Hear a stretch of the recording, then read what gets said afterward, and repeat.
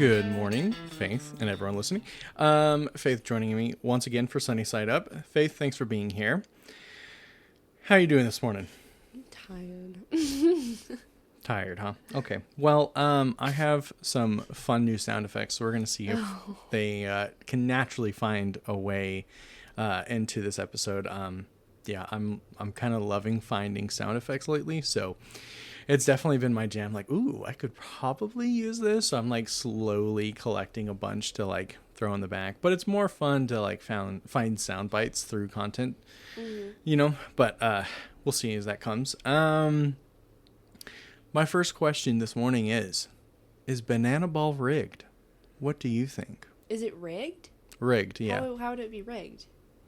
People think it's rigged and that the Savannah Bananas are like, when they play, they are the ones that will win. Have they ever lost a game? Yeah, they lose games, but people think when they lose games, it's scripted for them to lose to make people believe that it's not rigged. I don't know. I feel like I don't follow it enough to have an opinion about this. Well, after seeing a game in person, what did you think? But that was one game. Yeah, sure. And like, it was kind of a close one, right? It was a close one. Yeah. But so, again, like, the conspiracy theory is that it's all made that way to make it more exciting. I don't know. I genuinely don't know. Because his whole thing is like, seems very authentic. So I don't know. Okay. Well, Do you think it's a scam? Or rigged? yeah, scam, not a scam. No, sorry, wrong word. I don't think it's rigged. There are some choreographed things to make a game more interesting for sure. Like there were 2, maybe 3 times at the game we went to in Seattle where like the ball went out and then they threw it to 4 different guys before, giving a guy a chance to get to the base, So there are things like that are supposed to be like entertaining that I think come off as rigged. Most recently this has come up because in the championship they lost the first round. So they were out and everyone's like, oh, they lost on purpose to convince people that it's not rigged. And I'm like, okay. Well, anyways, Banana Ball's coming up today because lots of announcements. They just had a whole long stream announcing a lot of things, including next year's schedule and 2 new teams. The Loco Beach Coconuts coming out of Florida and the Indianapolis Clowns, which I'm very excited about because the Indianapolis Clowns was kind of what Banana Ball like kind of did a little bit long time ago, decades ago, long before you were thought of. And they were, fans first and all about entertainment. They were like the Globetrotters of baseball, playing in the American Negro League. And Banana Ball actually partnered up with the Negro League Baseball Museum to bring this team back and keep it authentic and pay homage to the team's name's history. And I'm really excited about that because now we're up to 6 teams, which is just fantastic.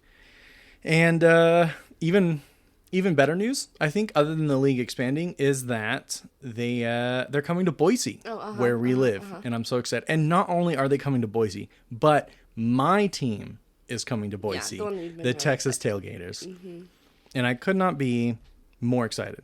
We, of course, as soon as I found out, I started calling everyone. My mom told my sister to apply. I told your mom to apply. I told everyone to put in for this lottery for the chance that we could actually go to a game here.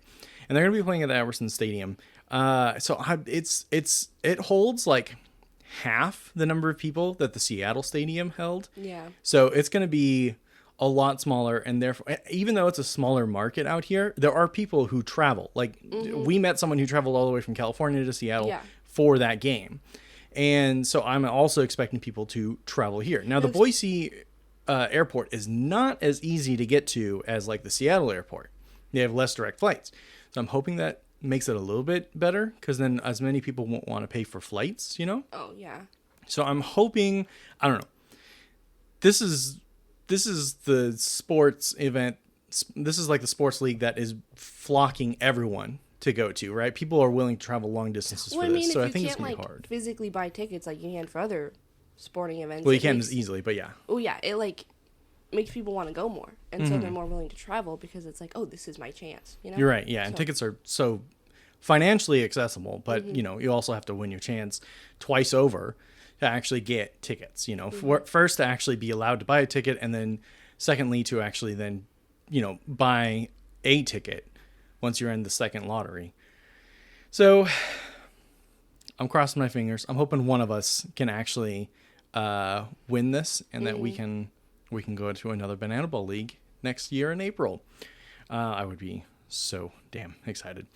And speaking of so damn excited, I got to talk about something very special at work this week. Oh. Do you want to say and guess what that was? It's something related to Digimon, isn't it? It was, yeah. Yeah, I was working Thursday, and I was watching a training video, and outside of my headphones, I heard the word Digimon. And I was like, I ripped my headphones off, and I poked my head up, and I was looking around. I was like, did I hear the word Digimon? And then I heard them talking about Pokemon. And I was like, oh, okay. In my head, I just heard Digimon, but really they were talking about Pokemon.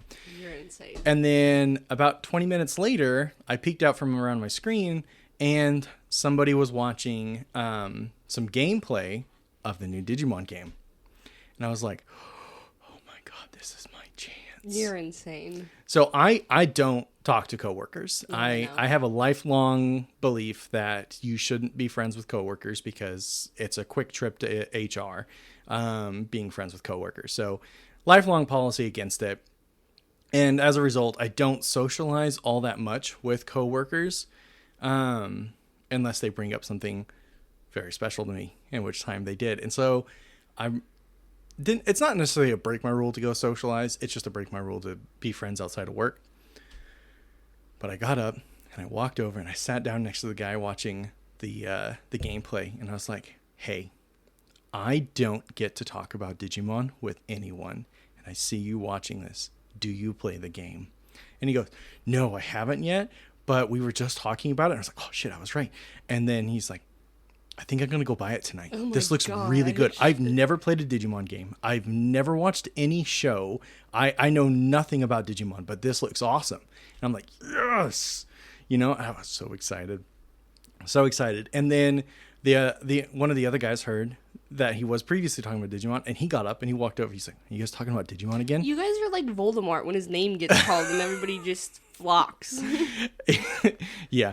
And then he's like, yeah, I'm also a big fan of Digimon.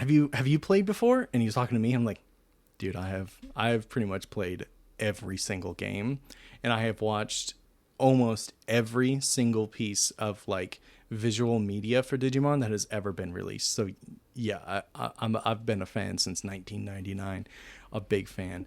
So yeah, 1999. Shut up.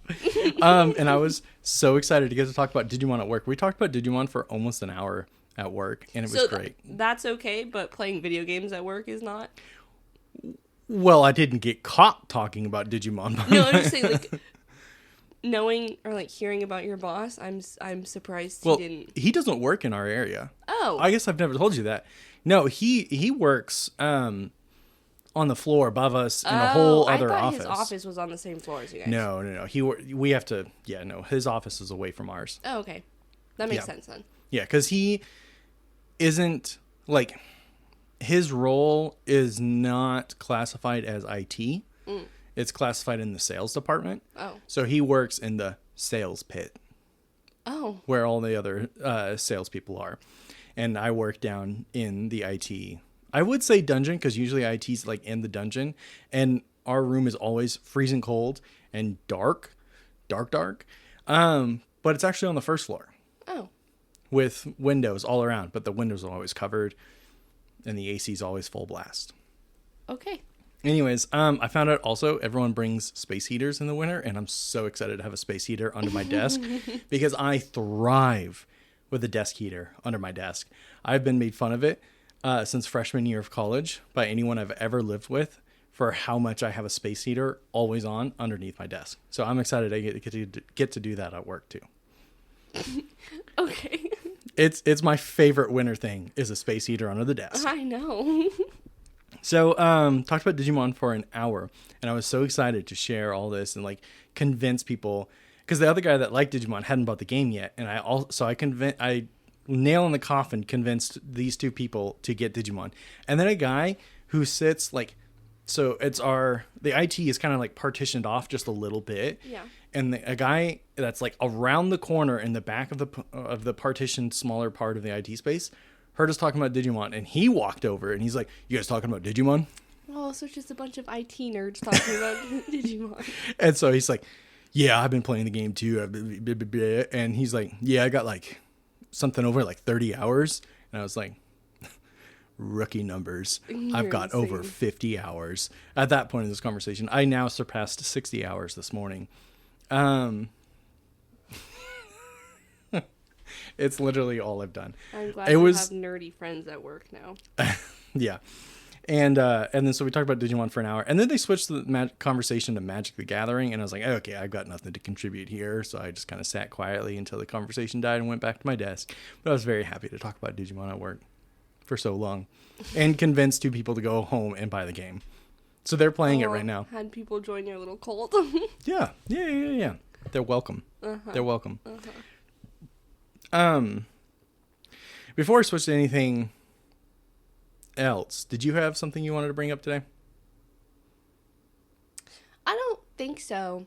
Okay, so I'll just be talking at you all day? Well, no, I don't know. I've felt this past week has went by really fast. Mm-hmm. But I also think that's because I've had my face glued into my book for the past week. Yeah. We talk about the hours I put into Digimon, but the hours you put on into reading books on your phone are I can actually look to see how much time I've spent, because I've been reading it on Wattpad. I know a lot of people hate on Wattpad, but like, we've been best friends. They do? Yeah. Like who? I've always felt self-conscious about telling people I read books on Wattpad, because it's where people go to get like fan fiction, but like low-key porn too. That's where like horny people went to get porn and they didn't actually want to watch. Well, yeah, porn. it's all self-publishing. You can write whatever you want. No, exactly. So I've always felt a little self-conscious about it, because I don't want people to think that's what I'm doing. I don't just find like a 4-chapter book about them just going at it, which I feel like is what it's associated with, and it made me really self-conscious. The book I read was, I think, almost 18 hours long, and I did that all on Saturday. Yeah. Hold on. I am gonna look. I hate you. The opportunity came up for one of my new sounds. Okay, let me... Do you want to take a guess how much time this week that I've been on Wattpad, the app? Considering your lunches and everything, I'm going to say maybe 35 hours.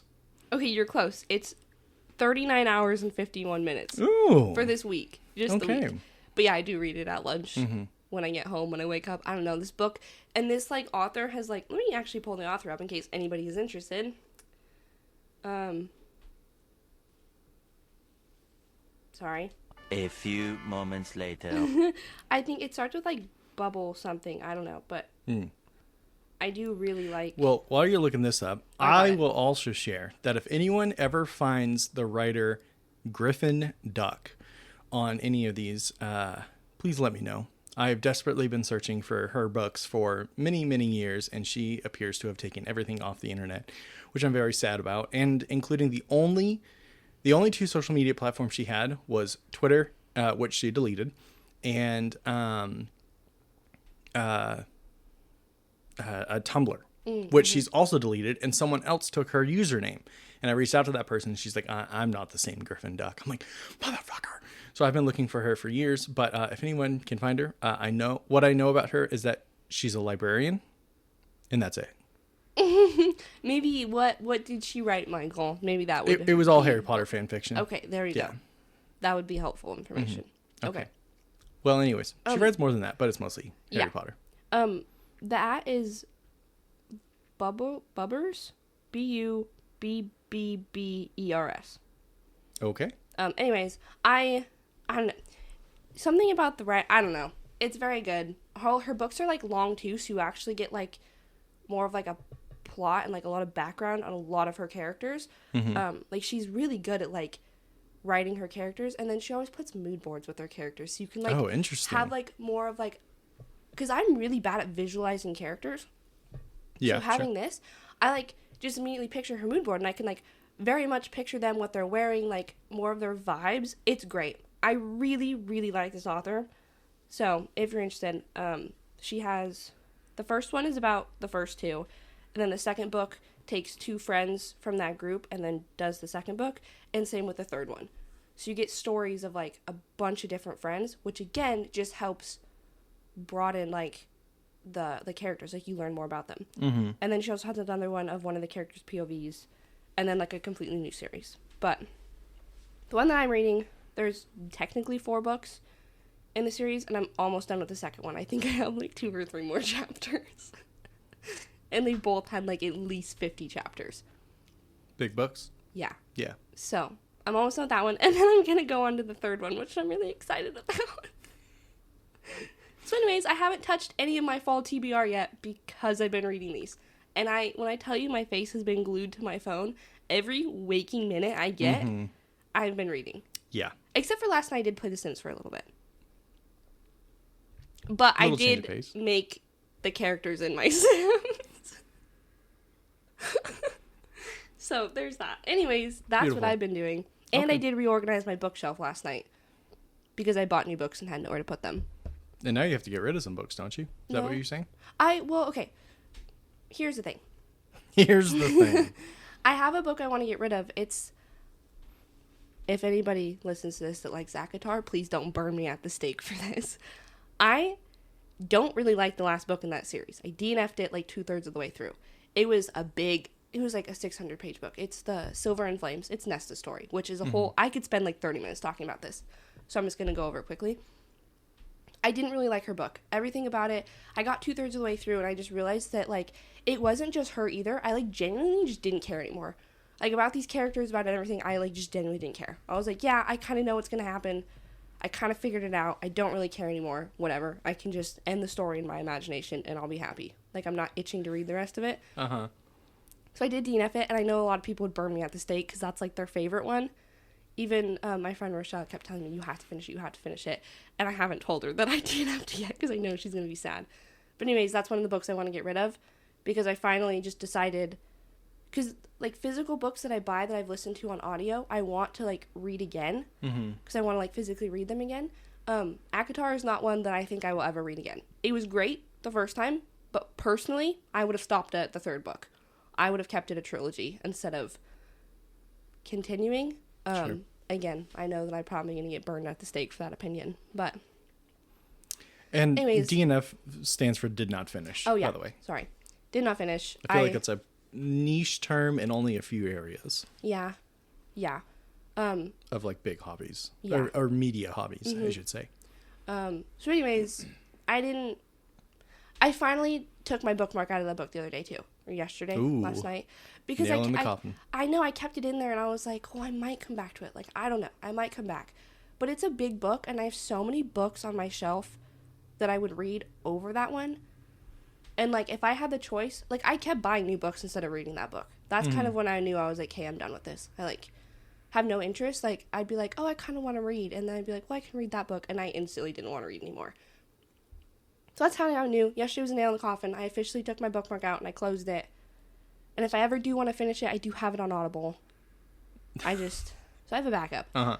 But I think I am going to get rid of it. And I thought about buying the Akatar series, just like have them on my shelf again to reread. And I just don't think it's going to happen. I like didn't enjoy the first book. I almost didn't finish the series after the first book. Again, burned me at the stake. I didn't really like the first one. It was the second and third that were like so incredibly good. And then after that, I was kind of like, yeah, whatever. Also, sorry, I'm going to rant about this for a hot second. Sarah J. Maas, a lot of people love her. Like, and I understand why. She has, like, her writing is very intentional. And she, like, her worlds are insane. Does really good world building. However, I don't love how, I know I just said she does writing, like, good writing. I don't think I like how she writes. Because, like, in this whole entire series, it is right now a 5-book series. And it's still going. So in my head, if you write a 5-book series that is fantasy or romantasy, which it's categorized as romantasy, you have to kill off one of the main characters. All of them can't live. You have to kill off one of the main characters. And she never did. She almost killed off every single main character. But at the end, it was like, oh, just kidding. And so by the end of it, in this last book I DNF'd, one of the last characters was like, they're like, oh, she could die, she could not. And I was like, well, she's not going to. For the past 5 books you've been doing this. She's not going to. And so I think I was also just getting very frustrated with that too. It's like, you can't keep doing that. Like, come on. It was just getting annoying. Anyway, so I'm taking a hot break from her before I jump into Throne of Glass, because that's also like an 8-book series. I don't know. And then she also has another series after that. And you have to read them in a specific order because they all kind of are in the same universe. So it's a whole thing. And I haven't gotten there yet. And I know a lot of people are going to burn me at the stake because they love Throne of Glass and all of it. Well, so anyways, that's my rant about my book. This is for everyone disappointed right now. I've done 3 of the 4 sounds. I don't think my 4th one is going to be able to come up naturally, so that's disappointing. Maybe I'll just play it at the end just to say I played all 4 in one episode. My soundboard only holds 4. Yeah. So anyways, that's my rant about that. And then yesterday I went to Half Price Books, which is, I think, quite literally become my favorite place on this entire planet. I found 3 of the books that I've been looking for the past, few months. So, that was pretty good. Okay. Anyways, that's how I've been doing this week. It's basically just a book update. That's all my week has been. Fair enough. So. Okay. Well, let's keep the media train rolling. So Windows 10 the support for Windows 10 is coming to an end, and there are millions of devices that are ineligible for upgrading to Windows 11 because they lack a very specific type of chip in their computer. And my desktop is one of those. And so I've been sitting here for months trying to debate what to do with my computer. Ultimately, I decided, okay, eventually I'm going to just turn it into our home media streaming service or server. And I thought, oh, well, even though Windows 10 will stop, I'll just stay on safe corners of the internet, and I'll try to, not put my computer in dangerous way, because by ending support, it means no more security updates for the computer. Mm-hmm. So it puts you at incredible vulnerability. And I kind of decided it's just that's just not smart. I don't want to leave my computer vulnerable, Mm-hmm. And I've got until October 14th to get on it. So a couple days. Oh, wow. And I have 2 options. Well, I already know what I'm going with, but I had 2 options. Google is saying, hey, you can change to our operating system for free. And I'm like, that's nice, but what the hell am I going to do with Google's operating system? And I feel like that's just as bad as sticking with Microsoft in terms of data harvesting, right? Mm-hmm. The alternative is one that I have been dreading just because it's so much to learn, but switching to Linux. You ever heard of Linux? Mm-mm. It's free. I mean, I've heard of Linux, but it's the things that you don't like. So. What? Linux sounds like Linux, like the company that makes my Spice Village. Oh, no. I'm talking about the operating system for computers, and I'm just dreading it because you got to be more tech savvy for Linux. And as much as I've done development in my life, and as much as I work in IT, it's just intimidating for me to switch over to Linux, and I don't have a choice. I got to do it now. But I've gone ahead. I'm not going to be able to play, even if I switch to Google, I wouldn't be able to play Xbox games on my computer anymore unless I cloud streamed it, and Lord knows there's enough issues with that. But of course, ultimate decision is that I'm going to go with Linux, and I'm going to convert it to a home media streaming service. And so that plan is getting accelerated. But I don't think I've told you this. But when I do this, your audiobooks, we can rip them and also keep them on this streaming service. And people anywhere with our login can actually listen to those audiobooks. Oh, that'd be great. Yeah, but we got to figure out how to actually rip them. Yeah. Because obviously Amazon does a lot of things to make sure you can't do that. But anyways, I just thought I'd tell you that. Yeah, it's one of our options. Yeah. So the streaming service is coming sooner than expected, and I need to actually get on. The first thing I got to do is I have to remove everything from my computer because it'll wipe my drives when I when I switch to Linux. So all my saved files, all my programs, all of that goes away, and I got to back up everything, delete all the apps, make sure I'm not missing anything, and then basically have a fresh restart on my computer. And it's stressful because I don't fully know what I'm doing. I've opened up a Linux operating system before, but it was like siloed in a small area for application development, not as the primary operating system and the only operating system on my computer before. And the thing is also with Linux, since it's free and open source, anyone can make a spin-off of Linux. And so there are so many different versions of Linux to go with. It's not just like Microsoft. Here's your Windows operating system. Yeah. I've narrowed it down to 2 choices, and then I'm going to have to spend a lot more time than I want working on my computer, trying to get it safe and secure and switching over to a good operating system. So I've got a lot of work ahead of me in front of this, but at least it's pushing me to actually get our streaming service off the ground sooner than anticipated. That's a big thing coming up in my life, and I just want to talk about it a little bit to let you know that we could get some audiobooks on there. That would be fun. Yeah. You can even rip YouTube videos and just throw them up there. But I'm like, how often do you go back and rewatch a YouTube video? Oh, I rewatch YouTube videos. Oh, but okay. I'm a rewatcher, outfit repeater, meal repeater. I will repeat anything. So. Oh, okay. Not me. Yeah, I know. And I've recently realized part of that is that I hate doing something twice. Which is wild.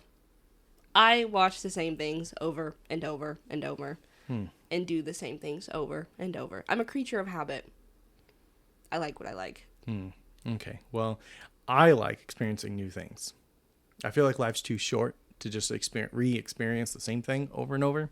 So there are, life's too short to not enjoy the things you like.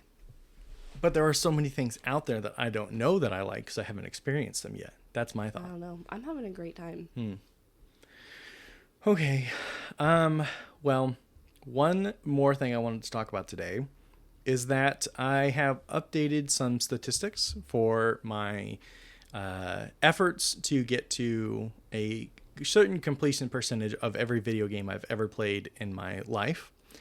And so I've got some new stats to share with you. And after this, I'm only going to be updating this on the first episode every new year because there's no point in doing it often, right?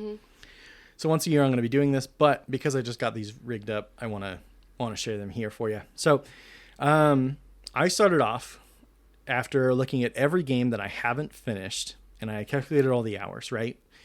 That was roughly about 23,000 hours. And everything I've completed since that, which is about since the start of the year, I'm at because I've also added a few new games.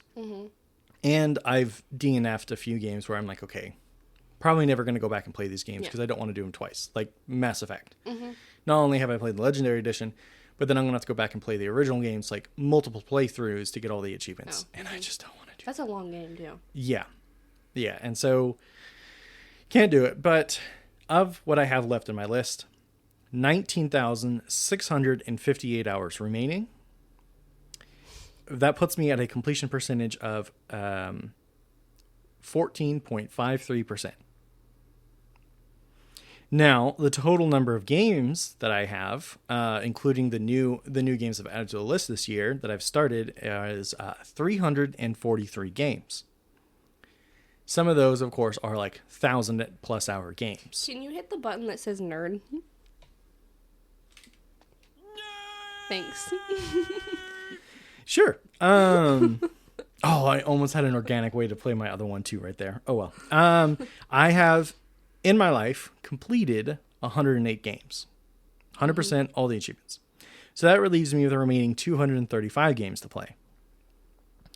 So if I average, here's where it gets rough. If I average 26 hours per week of playing video games, which is about 2 hours per weekday and 8 hours per weekend day, that puts me at 26 hours per week or 111.8 hours per month, averaged out.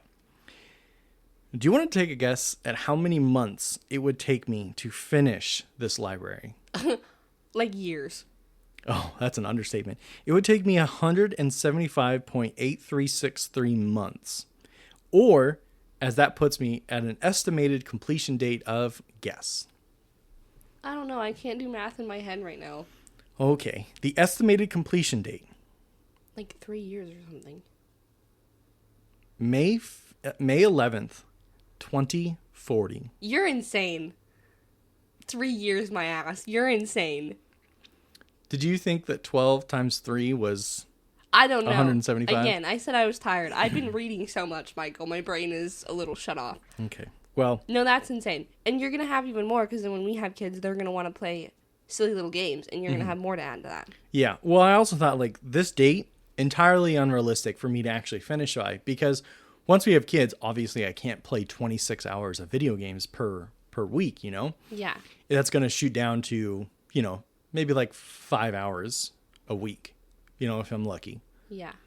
So, You're insane. You're insane. so Our poor kid is going to have so much. You're going to like pass this on to them in your will. Be like, complete this for me. It's your duty now. Our poor child. yeah. So it makes me wonder, should I pick and choose? Should I just, I don't know, you know, like I already have multiple games that I've purchased that are waiting to be played. Well, like, that's just all the games that you've already started, right? Right, that's what I'm saying. Yeah, so, like, over those years, you're going to have even more games Yeah, that come out that you want to play. What are the chances that in the next, 15 years? No, that's not 15. It's 2025, 30. Yeah, 15 years. In my head for a moment, I thought it was 2015. Like, nope. Yeah, so what are the chances in the next 15 years that there's not a single new game that I want to play? No, exactly. And Yeah. you've already bought, what, 2 new games that you want to play? Uh-huh. Yeah. And there's many more I want to play. No, exactly. And that in that time frame, I just want to think about that for a moment. We would have teenage kids if I stuck to the schedule. We'd have teenage kids by the time I'm done with this. And at least 2 new generations of consoles will likely have released by then. We're probably going to be living in virtual reality by 2040. Yeah. You're going to have our teenage kids playing with you so you don't have to play with strangers on the internet anymore. You're going to be like, hey, I need your help real quick. Just, like, stand here and get shot a few times. That's how it's going to be. That is very accurate. Yeah. Yes, it is. So my only hope here is for me to become a full-time video game streamer to be able to play 8 hours per day. I think that would solve my problem. If I could play 8 hours a day, I don't know, like 6 days a week, full-time streaming, I think I could do it. You're crazy. Yeah, I would never. That wouldn't be my schedule anyways. But it's a dream. Okay. Yeah, so we're going to update this once a year for the next 15 years. To be fair, also, though, this would be for 100% completion, and I'm only going for 75%. That's true. So- so what, 10 years then? Yeah, probably. Yeah. And also, another caveat to this is that this is estimating if I was playing this every single one of these games from as if I've never played them, right? These are estimated hours for 100% completion, but a lot of these games are already mostly finished. I just need to go back and mop up some of these games. So that also probably cuts down thousands of hours, because some of these games, I literally, there's one game that's like 80 to 100 hours estimated completion. I literally just need to go back and probably spend 3 hours and I'll have it done. Oh, okay. So there's a lot of those instances that will cut this down drastically. Yeah. Yeah. But then we have games that have like 1,000+ hour completions and I have like 4 or 5 achievements for. Yeah. So those ones are not going to happen. There's also one game, The Elder Scrolls. That one in particular is estimated to be closer between 1,000 and 1,500 hours, and they're still adding achievements to it. And same with there's a couple of things, but Elder Scrolls, that one in particular, one achievement requires you to be the #1 player. That's insane. You have to be crowned King of Tamriel, which is the continent that the game takes place in. Yeah, so that achievement, and there's only one new ruler, king, queen, whatever, crowned. I think it's like every 2 weeks. And thankfully, most people don't go for that anymore. Like, most people have moved on to other content. That was here's the game released. The big thing for everyone to go for is crowned the number one player in the war and become king or queen. Most people don't care about that anymore. They've moved on to the new storylines of the game, because it's an MMORPG. So, it's not like number one on the leaderboard necessarily anymore. Yeah. So, it's a little bit more likely, but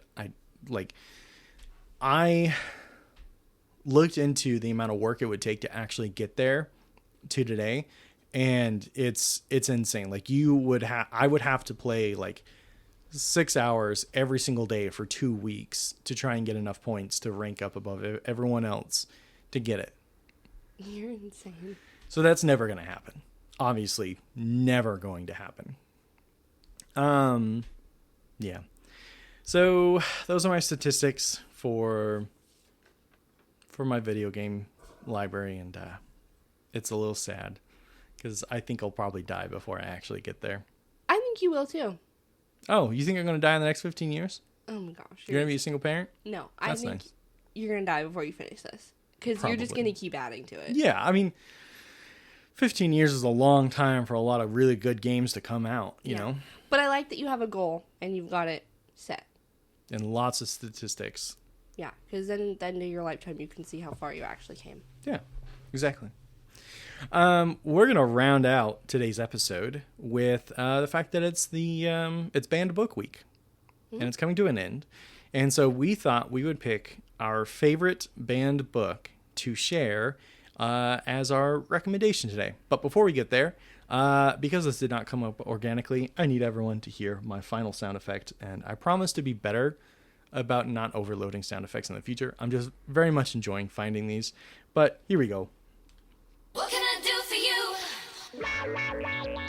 you? I have no words. What the heck?